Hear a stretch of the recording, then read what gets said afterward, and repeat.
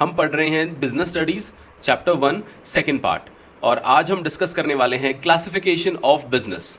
आम बोलचाल की भाषा में हम नॉर्मली कह देते हैं कि फलाना व्यक्ति बिजनेस कर रहा है, ठीक है। चाहे वो किसी इंडस्ट्री में काम कर रहा है, चाहे वो एग्रीकल्चर रिलेटेड कोई बिजनेस कर रहा है, या फिर वो आईटी कंपनी में काम कर रहा है, हर चीज को हम क्या कह देते हैं जी, बिजनेस कर रहा है। बट जब हम प्रॉपर कॉन्सेप्ट्स की बात करते हैं तो बिजनेस को पर्टिकुलरली आइडेंटिफाई किया जाता है, डिफाइन किया जाता है कि जी कौन सा बिजनेस कर रहा है, ठीक है। सो सबसे पहले एक ओवरव्यू समझ लेते हैं बिजनेस का, उसके बाद हम डिटेल में तो डेफिनेटली जाएंगे और देखेंगे कि कौन सी एक्टिविटी को बेसिक मीनिंग क्या है, ठीक है।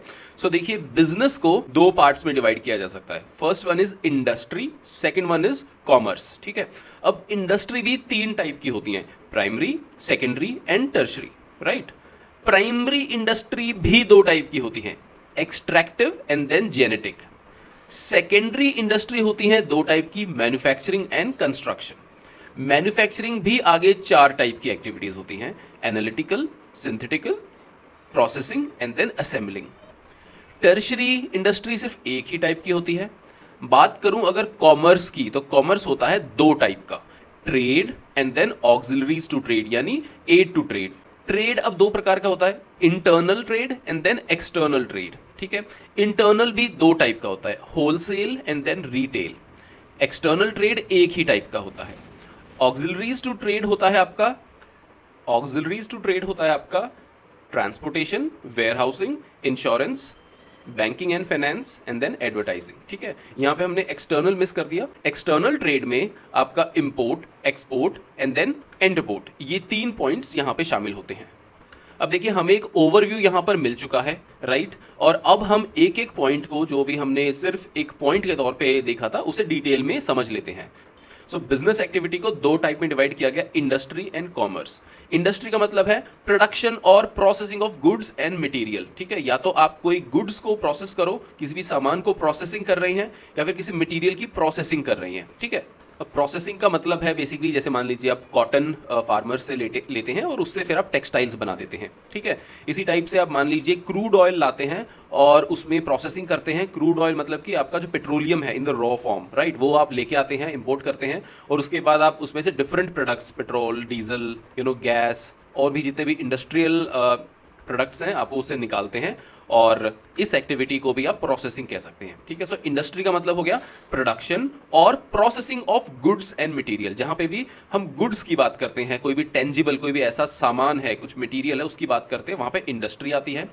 कॉमर्स किसे कहते हैं? कॉमर्स का मतलब है all those activities which are necessary for facilitating the exchange of goods and services. आप exchange of goods and services कर रहे हैं, ठीक है। मान लीजिए आप कॉटन से टेक्सटाइल बना रहे हैं, लेकिन आपको कुछ ऐसी चीजें मदद कर रही हैं इस पूरे प्रोसेस में। मान लीजिए ट्रक वाला एजेंसी है, वो आपको ट्रांसपोर्टेशन में मदद कर रही है। अब आपको सामान बेचना है तो एक एजेंसी है जो आपको एडवर्टाइजमेंट में मदद कर रही है, राइट। कहीं पे आपका एक बैंक है जो आपको ट्रांजैक्शन, लेन देन में मदद कर रहा है, राइट। तो ये सभी चीजें जो कि जरूरी हो जाती हैं आपकी इंडस्ट्रियल एक्टिविटीज के लिए, इन सभी चीजों को आप कॉमर्स कहते हैं। और डिटेल में देखेंगे, अब तो सिर्फ एक ओवरव्यू समझ रहे हैं, और डिटेल में इसे देखने वाले हैं। अगर आप डेफिनेशन की बात करो तो इंडस्ट्री क्या है? Industry refers to economic activities which are connected with conversion of resources into useful goods. देखिए, रिसोर्सेज तो हर जगह है, राइट, लेकिन आप उसमें अपनी स्किल्स लगाते हैं और उसके बाद आप उसे यूजफुल गुड्स में कन्वर्ट कर देते हैं।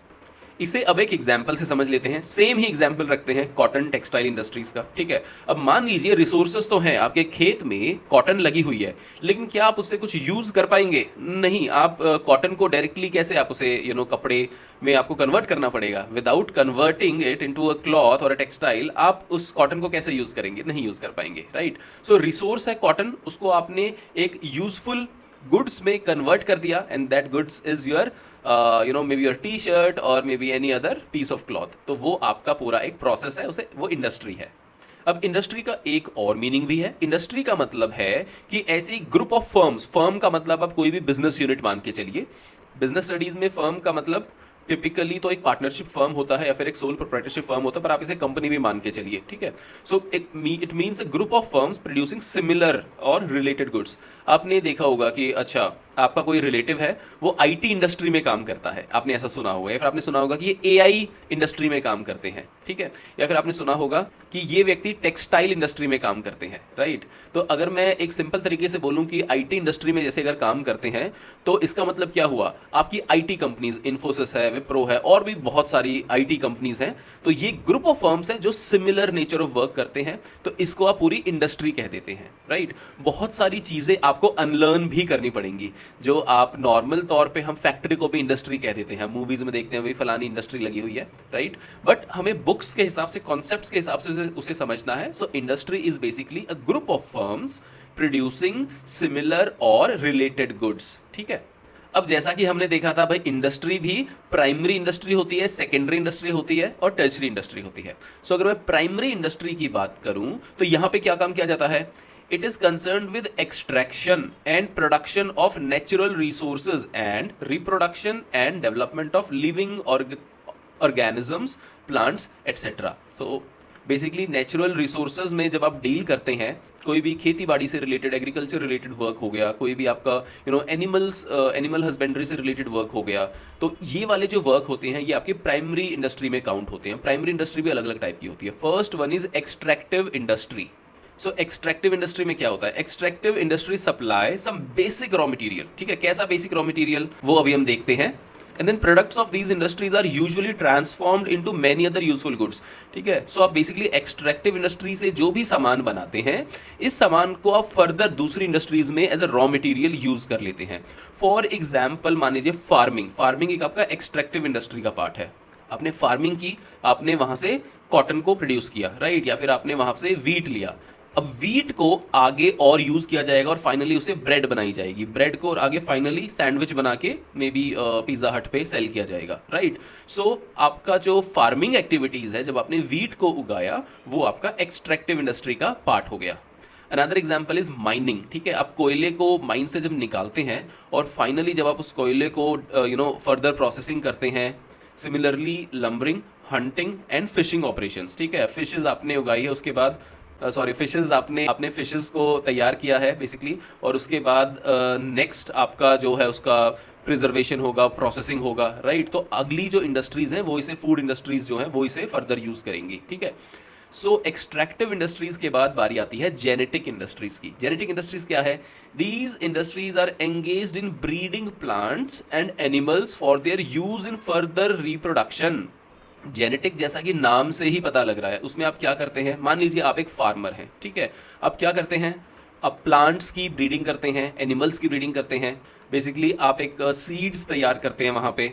कई बार आप कैटल ब्रीडिंग करते हैं, कैटल ब्रीडिंग बेसिकली पशुपालन का ही पार्ट हो गया, पोल्ट्री फार्म्स आप लगाते हैं, राइट। तो ये सब आपके जेनेटिक इंडस्ट्रीज में आ जाते हैं। इसके बाद आपका आता है सेकेंडरी इंडस्ट्रीज। अब जैसा सेकेंडरी इंडस्ट्रीज नाम से ही पता लग रहा है, using materials which are already been extracted at the primary sector, ठीक है। किसान ने ऑलरेडी, या फिर आप जब प्राइमरी इंडस्ट्री में काम कर रहे थे वहां पे ऑलरेडी आपने जो एक प्रोडक्ट बनाया था, उस प्रोडक्ट को सेकेंडरी इंडस्ट्री वाले यूज करते हैं एक और प्रोडक्ट तैयार करने के लिए।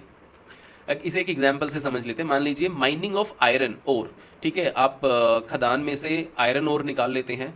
बेसिकली जैसे आप माइनिंग करते हैं तो प्रॉपर ऐसा आयरन नहीं निकल के आता है, आयरन बहुत ही रॉ फॉर्म में निकल के आता है। लेकिन ये रॉ फॉर्म वाला भी तो एक प्रोडक्ट है, तो ये आपका प्राइमरी एक्टिविटी हो गया, राइट। एक्सट्रैक्टिव कैटेगरी में ये बेसिकली आपका प्राइमरी एक्टिविटी हो गया।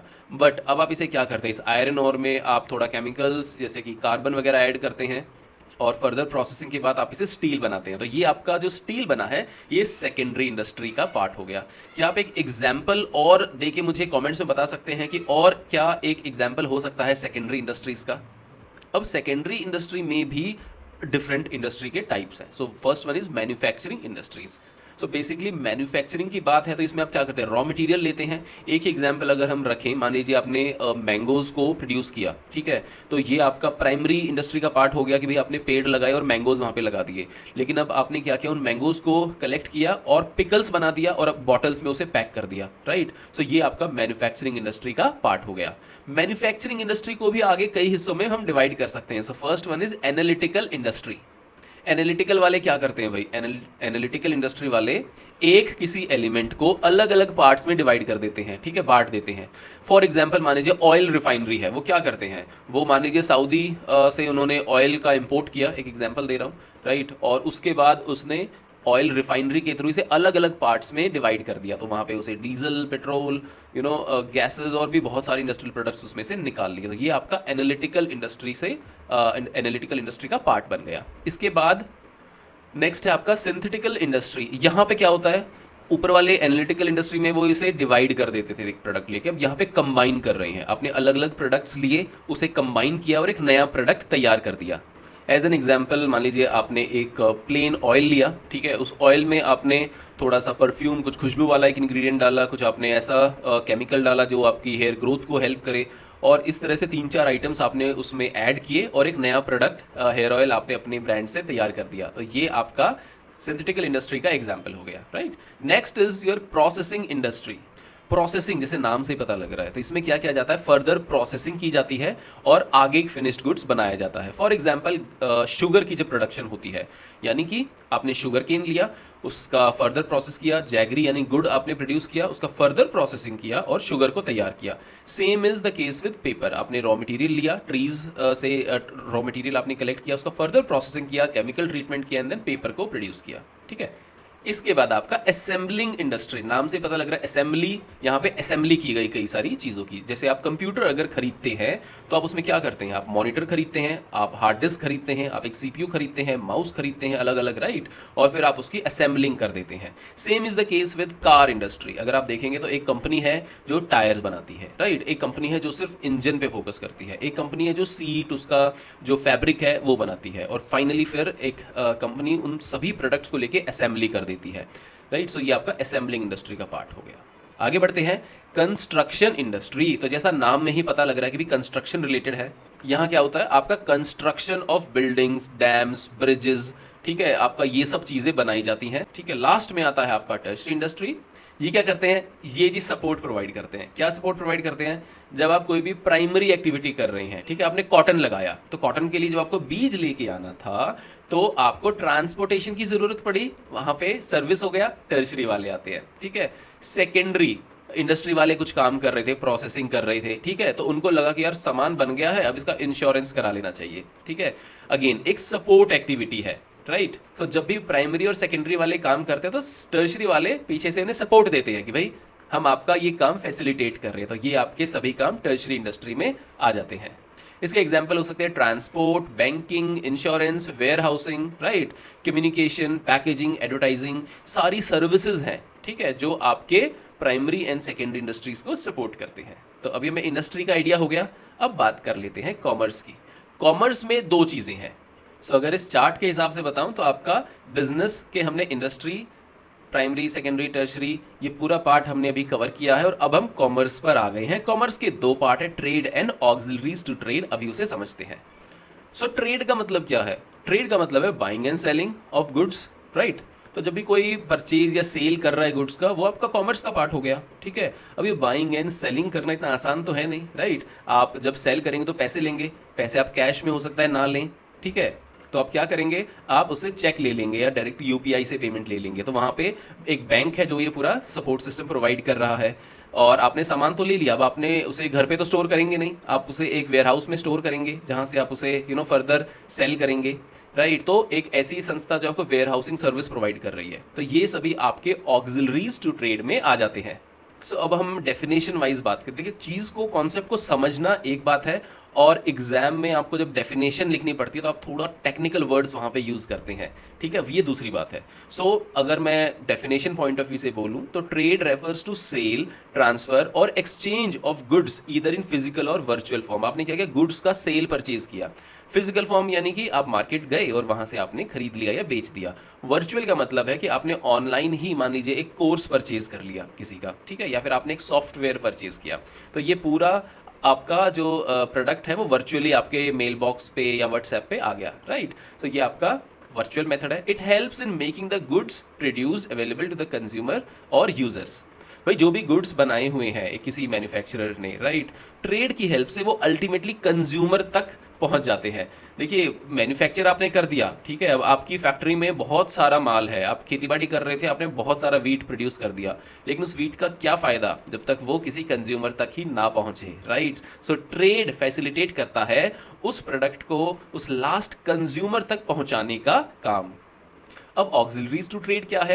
Activities which are meant for assisting trade. Trade जब होता है तो वहां पे हेल्प करती हैं कुछ एक्टिविटीज, उन्हें कहते हैं ऑक्सिलरीज टू ट्रेड। ये वर्ड थोड़ा सा डिफिकल्ट है बट इसे समझिए, इसे आसान करने के लिए असिस्टिंग ट्रेड आप याद रख लीजिए। ऑक्सिलरीज टू ट्रेड के कुछ एग्जांपल देख लेते हैं। First is transport and communication. देखिए शुगर है वो यूपी में प्रोड्यूस होती है, राइट, लेकिन वेस्ट बंगाल वाला भी शुगर खाता है, आंध्र प्रदेश वाला भी शुगर खाता है, तो ये कैसे पॉसिबल है कि ये हर जगह पहुंच जाए? ट्रांसपोर्टेशन की हेल्प से। नेक्स्ट ऑक्सिलरीज टू ट्रेड में आ गया बैंकिंग एंड फाइनेंस, ठीक है। बैंकिंग मतलब जो भी आपको पैसा लेना है, लेन देन करना है, ठीक है। फाइनेंस यानी कि आपको अगर कुछ सामान बनाना है तो आप मशीन लेके आएंगे, मशीन के लिए आपके पास उतना पैसा नहीं है तो आप उसकी फाइनेंसिंग करवा लेंगे, यानी आप लोन उठाएंगे बैंक से, तो ये सर्विस आपका बैंक प्रोवाइड करता है।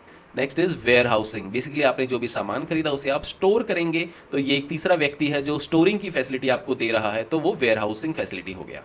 नेक्स्ट इज इंश्योरेंस, ठीक है। अब आपके पास लाखों करोड़ों का माल है तो आप इतना रिस्क तो लेंगे नहीं। मान लीजिए फायर हो जाती है, या फिर मान लीजिए फ्लड्स आ जाते हैं, या फिर मान लीजिए और कुछ ट्रेजेडी हो जाती है, तो उसे बचाने के लिए आप उस प्रोडक्ट का इंश्योरेंस कराते हैं, ठीक है। तो इसके लिए एक इंश्योरेंस कंपनी वाले तैयार हैं, वो भी ऑक्सिलरीज टू ट्रेड है, वे आपके ट्रेड को असिस्ट कर रहे हैं। अब देखिए सामान सब कुछ बना हुआ है, बिकेगा थोड़ी ना विदाउट एडवर्टाइजमेंट, राइट। सो सेल होगी, एडवर्टाइजमेंट होगा, टीवी में एडवर्टाइजमेंट होगा, आपका सोशल मीडिया पे एडवर्टाइजमेंट होगा, तो एडवर्टाइजिंग भी एक ऑक्सिलरीज टू ट्रेड है। And then public relation also. So basically popularise करना अपने प्रोडक्ट को in the market, and it can be through various activities. अच्छा एक चीज बताइए, आप बिजनेस कर रहे हैं और बिजनेस के अंदर ही आपका इंडस्ट्री भी आ गया, कॉमर्स भी आ गया, ट्रेड भी आ गया, प्राइमरी भी आ गया, सेकेंडरी भी आ गया, सब कुछ बिजनेस के अंदर आ गया। ये जो बिजनेस वर्ड है ये एक बहुत बड़ा वर्ड है, ठीक है। इसके अंदर अभी तक के सारे कॉन्सेप्ट आ गए, लेकिन हमें बिजनेस कर क्यों रहे हैं, राइट, हमारा क्या ऑब्जेक्टिव है बिजनेस करने का, ठीक है, ये समझते हैं। तो सबसे पहला point, market standing. Market standing का मतलब है मार्केट में अपनी पहचान बनाना, रेपुटेशन बनाना, गुडविल बनाना। It helps in forming a distinctive identity in the market and it referred to as market standing in relation to its competitors. मान लीजिए आपकी मार्केट स्टैंडिंग हो गई, आपने मार्केट में अपना नाम बना लिया, तो माल तो आपका ऑटोमेटिकली बिक जाएगा क्योंकि आपका नाम चलता है, ठीक है। तो बिजनेस का मेन ऑब्जेक्टिव क्या है? अपना मार्केट स्टैंडिंग करना। दूसरा मेन ऑब्जेक्टिव है innovation. It helps business to scale up and give competitive edge to the enterprise in the market. Innovation के बिना आप स्केल अप नहीं कर सकते। स्केल अप का मतलब क्या है? स्केल अप का मतलब है कि मान लीजिए आप एक दुकान पर सामान बेच रहे हैं, ठीक है। आप कितना सामान बेच लेंगे? 100 यूनिट्स बेच लेंगे, 200 यूनिट्स बेच लेंगे, ठीक है। अब आपके दिमाग में एक आइडिया आया। क्या आइडिया आया? कि आप एक ऐप बना देंगे, उस ऐप के थ्रू बेचेंगे। अब वो ऐप मेरे पास भी है, साउथ इंडिया में भी सबके पास है, नॉर्थ इंडिया में भी लोगों के पास है। तो अब सेल कितनी होगी? अब सेल 100-200 नहीं होगी, अब सेल बहुत ज्यादा होगी क्योंकि आपने इनोवेशन किया है। सो इनोवेशन बिजनेस को स्केल अप करती है। Next is productivity. Productivity is ascertaining by comparing the value of output with the value of inputs. देखिए प्रोडक्टिविटी के केस में मान लीजिए आपने 100 रुपए की चीज का इनपुट डाला और जब वो आपका फाइनल प्रोडक्ट निकला वो आपका 1000 रुपए का बिक गया, ठीक है। तो वहां पे आपकी प्रोडक्टिविटी हो गई।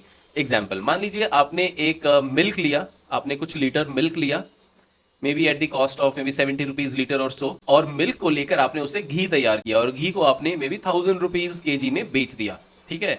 यानी जो आपने इनपुट डाला था वो आपने 300-400 रुपए का डाला और जो आउटपुट निकल के आया वो 1000 रुपए 1200 रुपए ऐसे निकल के आया, ठीक है। तो यहां पर आपने प्रोडक्टिविटी बनाई है, ठीक है।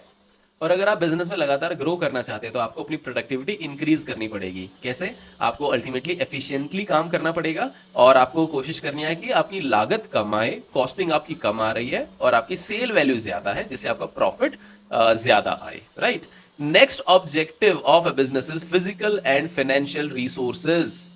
मान लीजिए आपने एक फैक्ट्री लगाई है, फैक्ट्री में आप पेंट बनाते हैं, ठीक है। तो पेंट बनाने के लिए आपको मशीनरीज को एक्वायर करना पड़ेगा, ऑफिस बनाना पड़ेगा, वहां पे फर्नीचर लगाना पड़ेगा, ठीक है।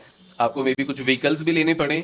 तो ये सारे क्या है? आपके फिजिकल एंड फाइनेंशियल रिसोर्सेज हैं। आपको लोन भी हो सकता है लेना पड़े, राइट। सो बिजनेस का ऑब्जेक्टिव है इन सभी रिसोर्सेज को जुटाना, इन सभी रिसोर्सेज को एक्वायर करना। And the next objective is earning profit, and one of the most important one, भाई प्रॉफिट ही नहीं अर्न करोगे then it is not a business, right? आप सोशल सर्विस नहीं कर रही हो। And next objective is social responsibility. बहुत लोग समझते हैं कि भाई बिजनेस का ऑब्जेक्टिव है पैसा बनाना, दैट्स इट। बिजनेस का ऑब्जेक्टिव सोशल सर्विस करना भी है एक तरीके से, social service from the profits which you earn, ठीक है? अब मान लीजिए एक बिजनेस है, वो बॉटल्ड वाटर तैयार करते हैं, ठीक है? एक ऐसी कंपनी है जो पानी बेचती है, तो क्या ये उनकी जिम्मेदारी नहीं बनती कि वो पेड़ भी लगाएं, ठीक है? पानी के संरक्षण के लिए वो कुछ ऐसे कदम उठाए जिससे रेन वाटर हार्वेस्टिंग हो, एग्जिस्टिंग जो आपके पॉन्ड्स हैं, रिवर्स हैं, उनको सपोर्ट मिले, राइट? तो ये उनकी जिम्मेदारी बनती है। इसके अलावा आपने देखा होगा कुछ और ऑर्गेनाइजेशंस हैं, वो बहुत सारा सोशल वर्क भी करती हैं अपार्ट फ्रॉम प्रॉफिट मेकिंग। देखिए प्रॉफिट मेकिंग तो आपका प्राइमरी ऑब्जेक्टिव हो गया, लेकिन एक सेकेंडरी ऑब्जेक्टिव आपका सोशल सर्विस भी होता है। आप अगर कई बार आपने देखा होगा रेलवे स्टेशन पर आप जा रहे हैं तो प्लेटफॉर्म पे जो सीट्स हैं, क्योंकि मैंने पर्सनली ऑब्जर्व किया, वहां पे लिखा हुआ है कि ये जो सीट है ये स्पॉन्सर की है एक XYZ कंपनी ने, राइट? तो क्योंकि यात्री लोग खड़े ना रहें, उनको बैठने का थोड़ा सुविधा मिले, तो उन्होंने ही सोशल रिस्पॉन्सिबिलिटी अपना पूरा किया। इसी तरह से आपको मल्टीपल एग्जांपल्स मिलेंगे जहां पे कॉर्पोरेट्स, कंपनीज सोशल एक्टिविटीज करते हैं, सोशल रिस्पॉन्सिबिलिटी को अपना पूरा करते हैं, और बिजनेस का ये भी एक मेन ऑब्जेक्टिव है। नेक्स्ट वीडियो में हम कवर करने वाले हैं बिजनेस रिस्क। अभी तक के किसी भी पॉइंट में अगर आपका कोई भी क्वेश्चन है, डाउट है, क्वेरी है, मुझे कमेंट्स में बताइए। I would be happy to help you out. Thank you so much for watching. मिलते हैं नेक्स्ट इन्फॉर्मेटिव वीडियो में। Thank you.